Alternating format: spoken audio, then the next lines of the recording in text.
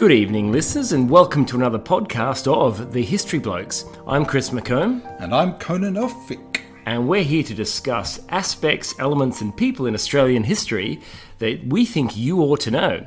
We're coming to you from the lands of the Ngunnawal people here in Canberra. We're looking forward to another episode on this International Women's Day.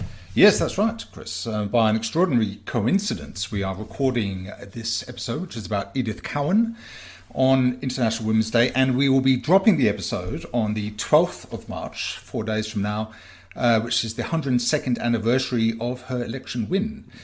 So Edith Cowan, of course, being the first female parliamentarian in this fine country of ours, Chris. I'm sure you've heard of her. Oh, absolutely. Absolutely. Well, I mean, I've certainly seen her enough. On our money. On our money. And which money, Chris? $50 Very note. Good. Yes. If I recall. Oh my God, I got that. It's been a long time since I've seen cash, mate. I just use card. Oh, well, good for you. I'm still a cash man, as you know, from our decimal currency episode. So I wanted to concentrate on her today because, A, she's this significant figure. She was the first female parliamentarian. Not the first federal one, of course.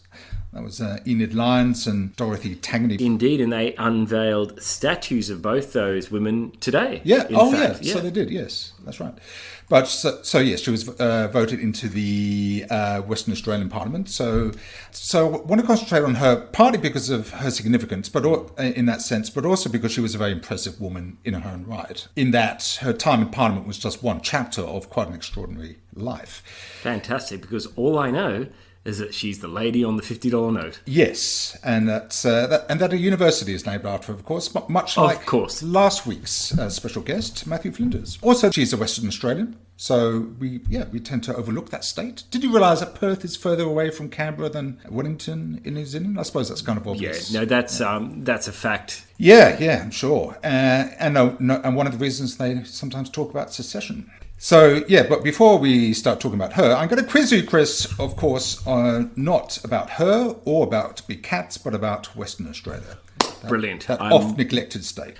Simple question. What percentage of Australia's land mass does WA take up, and what percentage of the population lives in? Okay, I'm going to have a bit of a guess here. 30% of the land mass. Mm-hmm. And I would say 10% of the population. That's very good. Look, I'll give that to you. I won't wait till the end to give the answers. So it's actually 33%, so very good. Pretty close. And 11% of the population. Almost spot on. Yeah, it's very good. So, and 92% of that 11% lives in the southwest corner. So gives you some sense of how deserted the rest of the state is. It's the second largest state in the world.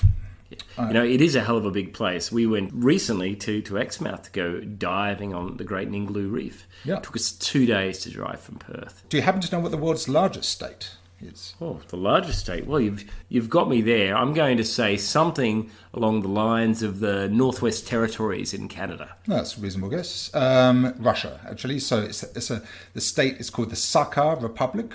Wow. So WA is the only place you'll find quokkas. What can a quokka do that a kangaroo can't? I have absolutely seen plenty of quokkas, but in terms of the difference between those and kangaroos, I have no idea what they can do that's special. Quokkas can climb trees. Wow, really? Yeah. WA has more purebred what than anywhere else in the world? What? Dingoes? I don't know. Camels. Really? Wow. Okay. Purebred, though. Purebred. What defines a purebred camel? Yeah, well, one that isn't crossed with a dog. It's a good question. I'll take that, even though I'm slightly perplexed. I'm a bit perplexed. It's just what the thing said. Are you making this up, Conan? No, more than usual. And finally, in Shark Bay in WA, you'll find two life forms that are quite interesting. Do you happen to know what they are? Stromatolites. Yes. Absolutely. I'm not sure what the second one is. Oh, probably, I suspect... I'm going to say sharks, but no, that's too damn obvious. I'm going to say rays. Dugongs. Dugongs, really? Stromatolites are fantastic. Yes, tell us about stromatolite. Stromatolites, basically, cyanobacteria. So they've been around since the very, very early days of the Earth. Some of the original life forms and absolutely fundamental to our oxygen-rich atmosphere. Yeah. Okay. Well, let's start talking about Edith Cowan. The interesting thing about her childhood was that it's always difficult to sort of say, okay, well, she had this childhood, therefore she became this kind of adult. It's always dangerous to do that. But she was born in 1861 on a remote sheep station near Geraldton. And when she was 7, her mother, Mary, died, giving birth to her 6th child. The father was devastated by this, as you can imagine. And the children were split up. And can you imagine being on a sheep station with 6 children? Yes. Well, yeah, and I'm not sure if the 6th survived, actually, but Edith was sent to a boarding school in Perth. So that's not a great start. What made her childhood even worse was that 8 years later, her father, Kenneth, shot dead his second wife after a drunken argument and was subsequently hanged. Jeepers creepers. Yes. Yeah, that's a horrendous story. So this no doubt had a marked effect on Edith. And of course, you have to remember too the stigma that would have been attached to having... We talked about this with Ronald Ryan thing. You're tainted by, you're tainted by who you're related to, particularly your parents. That's right, yeah. At the age of 18, she was quite well educated. So she went to this boarding school. Then after the execution of her father, she went to a smaller school where she developed a real love of learning and began to really recognise the huge importance of education when it comes to women and when it comes to the poor. And improving the lot of such people in relation to education became one of many defining features of her work later on in life. And it's one of the reasons why a university is named after her. So when she was 18, she married James Cowan, who later became a magistrate. And they settled in the inner city suburb of West Perth and had 4 daughters and a son over the next 10 or so years. And what was significant about that marriage was that his career gave Edith an insight into the many ill effects of poverty and poor education. And so, in effect, she became a social worker, really, but not a professional one. Basically, she was a middle-class, youngish woman, about 30 by the time she started to do this kind of thing. And she wasn't being paid to do any of this. She just took a very strong and passionate interest in charitable causes for the rest of her life. Really kind of inspired by the people that would appear before her husband, yes. I suggest. Yeah, okay. Yeah, absolutely. And it was easy for her to make that direct connection between, these people are in the dock because of this, and this cause. And what can I do in my position of relative privilege to address that? Indeed. And what year was this, by the way? What sort of era are we talking here? She was born in 1861, so we're talking about the 1890s. 1890s. By the time she really got into it. And that would have been tough times as well. Yes, you're right. Yeah. There was a depression. So her main focus was advocating on behalf of women and children. And she did things like she helped found the Children's Protection Society, which resulted in the creation of nurseries for working mothers and the establishment of the Children's Court, of which she was later appointed a justice. In 1894, she became one of the founding members of what was called the Karrakatta Club, which was a women's literary circle intended to be a sort of influential... It was like a salon. The original book club. And indeed, the club's name became synonymous with women's suffrage in Western Australia. So she was certainly a suffragist. But that wasn't really her main focus. It was just one of a number. As I said... She sounds like a very principled...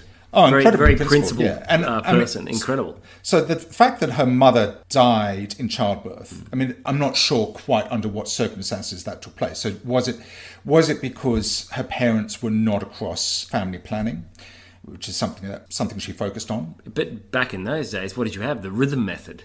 Yeah, but but at least that's something. Yeah, but if you know nothing... So she was probably conscious of the fact that a lot of women, of course, back then, really had no idea about contraception of any kind, gone into marriage completely oblivious to, in many ways... To where babies came from? Yeah, fundamentally. And so that was an emphasis. And the fact that, and obviously... drunkenness amongst men and violence against women. All of these things sort of played into the approach she took. So a tough time to be a woman. Yes, Absolutely. Well, yeah, always has been really, yes, up until very recently, and obviously even now, particularly in many parts of the world. One of the things she advocated for was compulsory voting and proportional representation, as well as better education for women. She was instrumental in the establishment of the King Edward Memorial Hospital for Women in 1916, so no doubt, again, like her mother would have died on that sheep station, right? So maybe, I don't know if a doctor was present, maybe if she'd been in hospital, she would not have died, who knows? She spoke openly about venereal disease, prostitution, illegitimacy, and sex crimes. These have been taboo areas to go. Very much so. Back at the time. And I guess that was the problem that she recognised. If no one's talking about this stuff, then obviously you're going to fall prey to it. If no one is aware of contraception, if illegitimacy is still completely taboo, if women go into a marriage oblivious to venereal disease, and for that matter, men who sleep with prostitutes aren't fully across it either, then obviously that leads to massive social problems. So she understood the importance of airing a lot of this so-called dirty linen, I guess. And she also campaigned for women to become justices of the peace. And she was made herself one in 1919. Really? Wow. And a year later, she was made an officer of the Order of the British Empire, an OBE. What did she get the OBE for?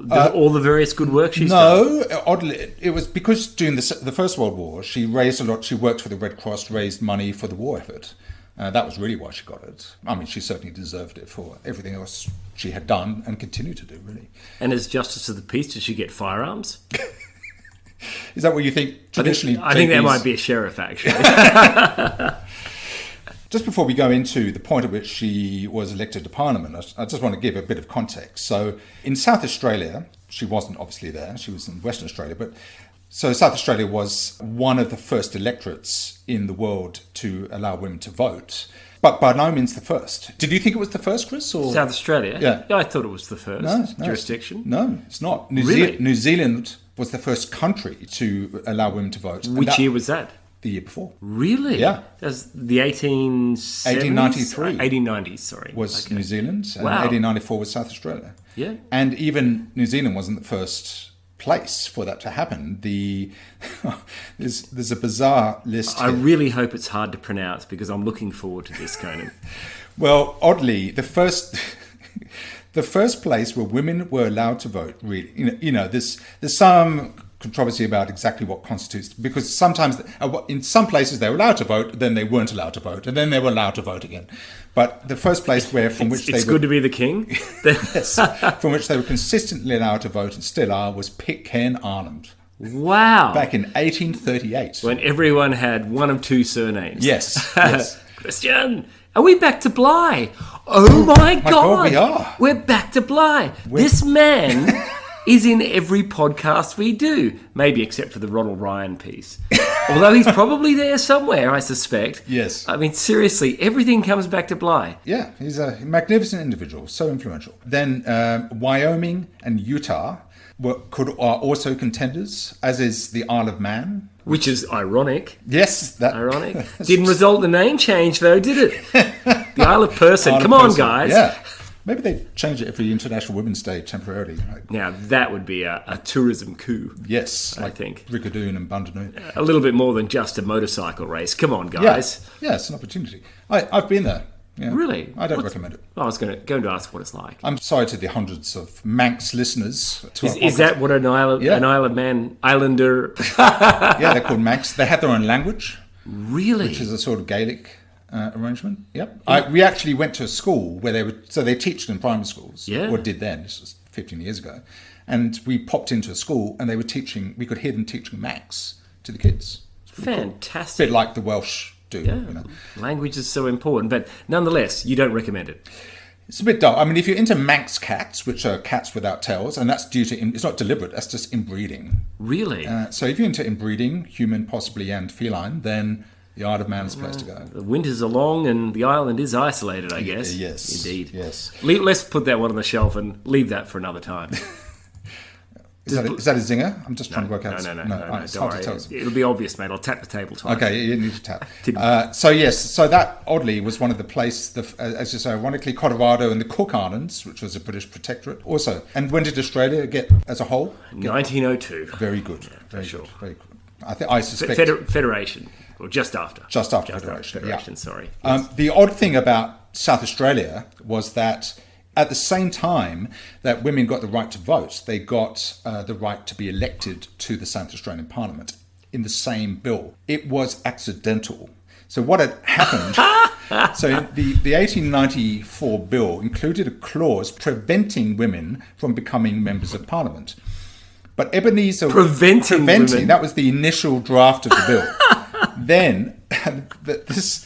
outspoken opponent of women's suffrage, who was an MP, with the ludicrous name of Ebenezer Ward, successfully moved for that clause to be removed during the second reading because he hoped that that would make the bill so ridiculous. Because the idea of women being able to stand for Parliament would be so manifestly dumb that no one would vote to support the bill, which would give them the right to vote. Ebenezer, you've been hoisted by your own petard. Exactly. I love that. That is a brilliant story. It is. It's a great story.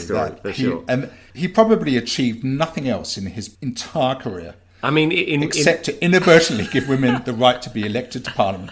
And oddly, the bill also enabled Indigenous men and women to vote as well, though they could not run for Parliament. Okay, but that's still massively forward-leaning for the time. Yeah, Incredible. And the other important thing about that was that there was no restrictions on women being able to vote or go to Parliament. So they weren't limited by whether they owned property or how old they whether they were divorced or... Yeah, or whether they were married or not. Indeed. So South Australia was the first place in the world where women could stand for Parliament. So that's what distinguishes it from other jurisdictions. That's kind of the crowning glory of that reform, really. Yeah. Okay, so before we go into the intermission, I just want to talk about her election to Parliament. Now, Western Australian women got the vote in 1899, but it wasn't until 1920 that they were allowed to run for Parliament. But neither right was available to Aboriginal women, who were disenfranchised until 1962. Yeah. So Edith Cowan ran for the lower house seat of West Perth for the Nationalist Party, which was a sort of precursor to the Libs. And she did that in 1921, so the year after she was able to. And it was a safe seat, but the Nationalists often ran more than one candidate in any given constituency. So in this election, Cowan was among three nationalists vying for West Perth. Now, initially, Cowan wasn't enthusiastic about standing for Parliament because she was conscious of the bitterness and ridicule that she would be exposed to, both during the election and as an MP. So she only because that doesn't happen anywhere in Parliament these days or in the past. No, that's right. Isn't it a wondrous thing that women in Parliament now are treated with respect and dignity? Oh, Jesus. Anyway, so it was only 4 weeks out from the election that she was persuaded to run and did so. And the reason she did so, she'd been a leading campaigner for what she described as women's natural right to vote and stand for Parliament. And she recognised that were she to win, she would be in a unique position, quote unquote, to effect change. Nonetheless, she didn't think she'd win, which was entirely reasonable because she did win, but only by 46 votes after preferences were counted. Wow. But to be fair, I mean, the population of West Australia at the time was probably about 85. So Yes. She probably did well. Yeah, but now we were talking about the irony of Ebenezer Ward. It's ironic that the sitting member for West Perth, who was a nationalist like her, was T.P. Draper. He was the Attorney General, and he had introduced the bill that allowed women to run for Parliament. And then lost his seat. He lost his seat to her. He and Ebenezer can go and trade war stories, I suspect. Yeah, but I mean, it's a cruel irony because obviously he was on the side of righteousness, unlike Ebenezer, who was very much the opposite. I could see him drowning his righteousness the night of the election, feeling content that he's made change. Yeah, I mean, it would be interesting to know how he reacted, whether he went, oh, fair cop. Now, the other fears that she had that she would run into opposition, she'd be heckled and whatnot, were completely justified. She was one of 4 women who ran in that election, in the 1921 election. All of them were subject to verbal abuse at the hustings. You know, these days it's all done, anonymously and online and all that sort of awful abuse. Back in those days, they just front up and yell at you. Yeah. It's just terrible. It would have been grim. So she and the other women were pretty brave for doing it, and they would have known what they were getting themselves into. And what's important to point out is that the fact that she won, even though it was, she only just won, it was due in great part to her impressive reputation. She was a really well-known figure. She was highly respected. So it wasn't really reflective of a marked shift in attitudes towards women being in Parliament. It was just due to this particular individual in great part. She'd been a major figure in Perth public life for 30 years by this point. She was in her 60s. And her campaign team ran an advertisement in the press that listed the 46 voluntary organisations and advisory bodies to which she'd contributed her time and services over the years. And voting was not compulsory in the 1921 election, but more women than men in West Perth turned out to vote. Many of them knew her personally and respected her achievements. So they would have been sort of mobilised to get out there and do it. And so it was because of really her and the momentum that she had maintained over that 30 years that got her just about over the line. Brilliant. So we shouldn't ascribe too much significance to her win, if you like. I look forward to hearing more about her achievements after the intermission. Yes, but before we get sorry, there, I thought the pause meant we were going to intermission. No, that pause was just allow you to just process. Are you already taking away key learnings, Chris? No, absolutely. That's excellent, because key learnings is what this podcast is all about. Are you stovepiping again? I hate... I'm bailiwicking, is what I'm doing. So, yeah, she defeated Draper on 12th of March 1921, which is why we're dropping the episode on that very date. Oh, and her victory made banner headlines across the country. She was the first woman in Australia to become a parliamentarian and only the second in the British Empire. So many newspapers did write favourably about her, but some didn't. This is what The Age of Melbourne said. Were political office to become the ambition of the fair sex, and were standing for Parliament to become the latest craze or fashion, there would be many dreary and neglected homes throughout the country sacrificed on the altar of political ambition. Who's going to look after the kids and cook dinner? On that astonishing note, Chris, let's hear from you. It's intermission time.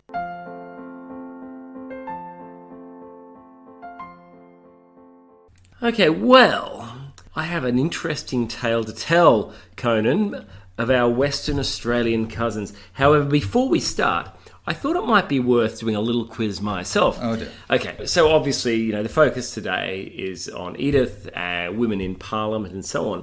And look, and it just made me reflect on the composition of Parliament, both here in Australia and perhaps around the world. And you know how there's been a big push, particularly in the last few years, to ensure there's a balance of genders in the Parliament, which I think is, is fantastic. But anyway, other countries around the world have been on this road much longer than us. And my question to you is, what are the top 3 countries in the world, 1, 2 and 3, in terms of the percentage of women in their parliament? And even have a crack at the percentage, if you like. Starting with number 1, what country in the world has the highest percentage of women in their parliament, do you think? I haven't... Canada. No. Is it something slightly unexpected, like Israel? No. Is it utterly unexpected? Yes. Saudi Arabia. Is it? I don't know. India. No. It is, in fact, Rwanda. Oh, no. Rwanda has 61% representation of women in their parliament. Wow. Absolutely astounding. Number 2, Cuba. Really? 54%. Yeah. And number 3, Nicaragua. 51, almost 52%. Oh, right. Fantastic. It isn't until we get to number 4 that we end up with New Zealand, which is basically spot on 50%. Oh, because I think they have quotas or something to that effect. Okay, so that's the serious bit, listeners. Let's get on to the bit that I find absolutely amusing. And this is a Western Australian story. Conan, have you ever heard of the Great Emu War? As it happens, I have. Would you go so far as to say that this story is emusing? That's terrible. Anyway, so the Great Emu War, this is an event that occurred around 1932.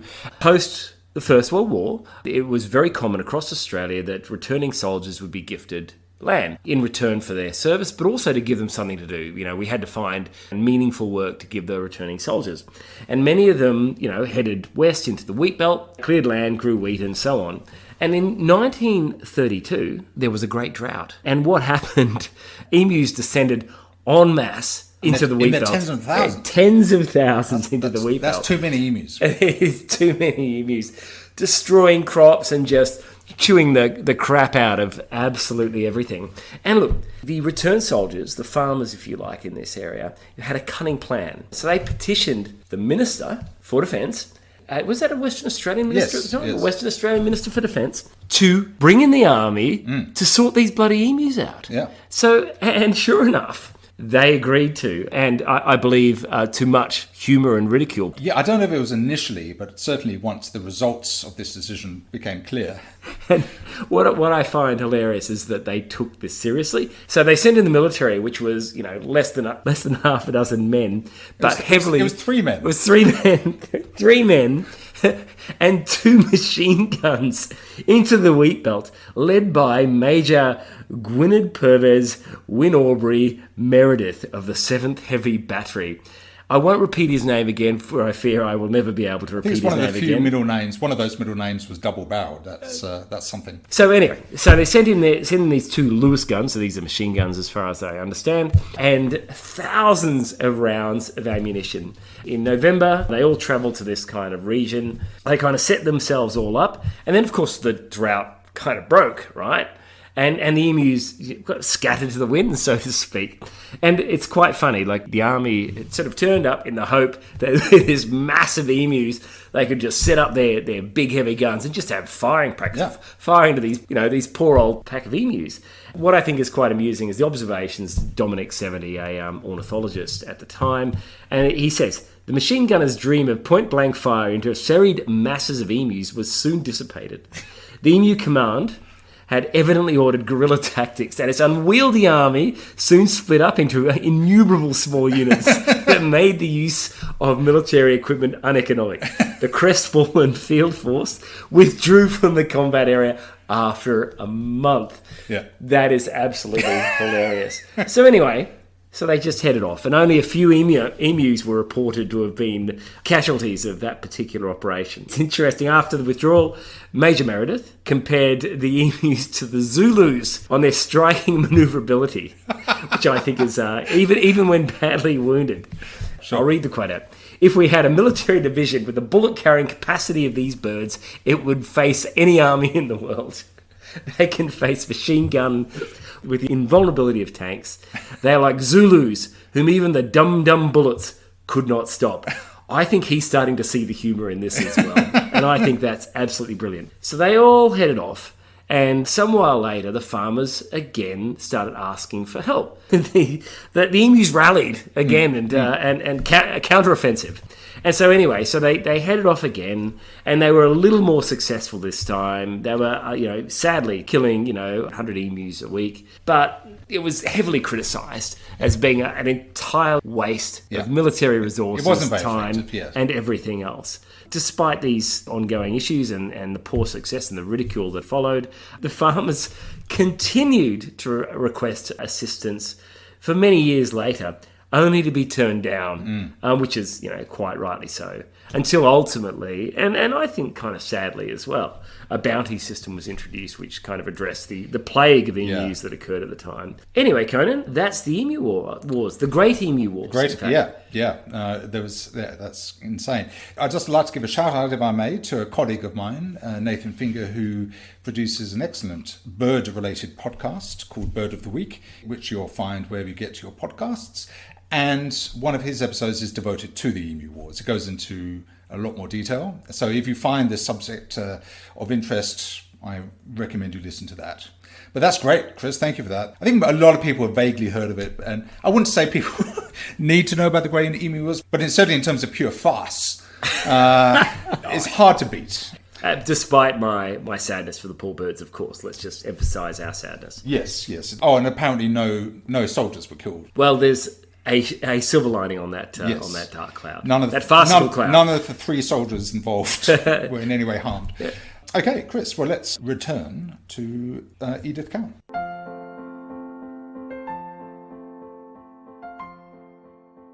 So Edith's in Parliament. Now, it was then and still remains the convention for a parliamentarian to be able to make their maiden speech without interruption. So we know that Parliament is a bit of a bear pit, lots of screeching and raucous catcalling, but that's suspended for everyone's maiden speech. But that did not apply to Edith Cowan. There were frequent interjections and general inappropriate behaviour on the part of the men. So this is a quote. She said, "Many people think that it was not the wisest thing to do to send a woman into Parliament. Yet the views of both sides, men and women, are more than ever needed in Parliament today. While I discharge my duties here, I shall be responsible only to my own constituents. There are too many here who are possessed of the old party spirit." So she didn't toe the party line at all. And that was probably... Firebrand. Yeah, very much so. And that was the reason why she only served one term, a 3-year term. I thought that's what the voters would be looking for, to be honest with you. Yeah, but it meant that she didn't get the support within her own party, which she needed really to get over Her most significant achievements during her 3-year term were the introduction of 2 private members' bills, both of which got up, both of which extended the rights and raised the standing of women in society. So the first cemented the right of women, married or single, to enter the professions, and the other gave inheritance rights to women whose adult children died without having made a will and without having had children of their own. Yeah, and as I said, both bills passed. So she lost the 1924 election in part because of a refusal to consistently vote with her own party. Even though she was endorsed by the nationalists, influential party members preferred to back a prominent lawyer in her seat instead. And indeed, 3 years later, she ran again, lost. But by then, she had parted company with the nationalists and ran as a member of the Women's Electoral League. Now, the thing about Cowan was that even she was... you've got a question for me, Chris? I do have a question. Were other women in Parliament by that stage? No, they were not. That was devoid of women for that. Yeah, she was by no means... she was a trailblazer, but it didn't give rise to... So only 3 other women became members of the Western Australian Parliament before 1970. Wow. They went, that was an experiment gone wrong. We're not going there again. So the whole, as I said before, it wasn't really about a sort of shift in moods throughout the broader electorate. It was just that particular individual. You know, I would have thought there would be an absolute groundswell of support for the female candidates from at least women voters at a minimum. Yeah, yes. I mean, she certainly did galvanise that electorate. So it's, in some ways, it's kind of odd. However, it's likely that her election contributed to the success of other women running for office in other jurisdictions, not least, of course, Dorothy Tangney and Enid Lyons. And what year were they elected to Parliament, Chris? I think it might have been 1937? Close-ish, 43. 43, okay. Yeah. Yeah. Yeah, so I mean, at least when they ran in that election, there was some precedent. What's interesting about it, in some ways, was that, you know, throughout the rest of her life, she tirelessly campaigned for the various issues that were of importance to her. She was very much supportive of bolstering the quality of education, particularly in government schools. She raised funds for students to attend universities in other states before Western Australia had its own university. And she was very much a sort of autodidact. You know, she was educated up to the age of 18, but was a big reader from that then on. But what's sort of interesting was that she apparently remained very reserved and stern and stoic. And you can sort of, so if you look at photos of her, particularly around the time when she was elected, she seems quite sort of stern. And it's, when I first saw that photo, I thought, oh, well, mate, that's, you know, what they did at the time. You don't smile in photographs so much. But I think it actually might have been representative of how she generally was. A serious person, potentially. Yeah, and apparently her own children found her kind of cold and aloof. And it's possible, again, one doesn't want to psychoanalyze too much, so I'm just pointing this out there as a possibility that her quite challenging childhood might have sort of forged a distrust of sentiment and vulnerability. So you'd invite her around for a debate, not for a game of charades, clearly. Yes, yeah, and it's possible that she was a bit prickly as a person. But I imagine when you're dealing with such serious issues, you're having to deal with men who are resistant to change. You know, it would have been a terrible time to be trying to do something like that. Yeah, and particularly when you're having to work with women who are themselves being very much the victim of a patriarchal society, one where class and financial divisions would lead to enormous suffering. Oh, yes, and it's likely that this tireless campaigning had an effect on her health. So she, in fact, went to Europe on a couple of occasions to try to restore her health, maybe at a sanatorium of some kind. Then she died at the age of 70 in 1932. So poor old Edith was on her last legs as soldiers were loading up the Lewis guns and heading out into the wheat belt. Yes. God. It's awful. So a university was named after her in 1990, and 5 years later, the Reserve Bank put her on the new $50 polymer bill. Brilliant. Excellent. So that's Edith Cowan for you, Chris. Okay, well, look, I've learnt an awful lot today. Key learnings? Yeah, look, I think more about her as a person. You know, I get it. I get the date about her becoming a parliamentarian, but kind of all the work, the backstory, all the work that she had to do, the effort over years and years and years to position herself to even enter Parliament, and then be, you know, let's face it, brave enough to take that on, that boys' club, and then be a firebrand and push her own agenda. Good on her. I salute her. Absolutely fantastic. What an amazing person. She was an amazing person. That's very true. Next episode, Chris, we go back to looking at dead white men. Douglas Mawson, who, and I just wanted to look at him this month because in March, 111 years ago, he arrived at the Antarctic to do his thing. And speaking of more people on our currency. Exactly, good point. And which note was he on? $100. Indeed. Yes, it was indeed. It was the $100. A note that I didn't see many of. I never saw old Mawson much back when we had the paper notes. No. That's okay. Yeah. Well, look, I really look forward to that. I think, and certainly one of my favourite Australian explorers as well. I think it's going to be a great episode. It's going to be fun. Fantastic. Until then, Chris. Indeed. And it's good night from us. And we'll look forward to speaking to you all in a couple of weeks' time. Sounds good. Bye-bye. Bye.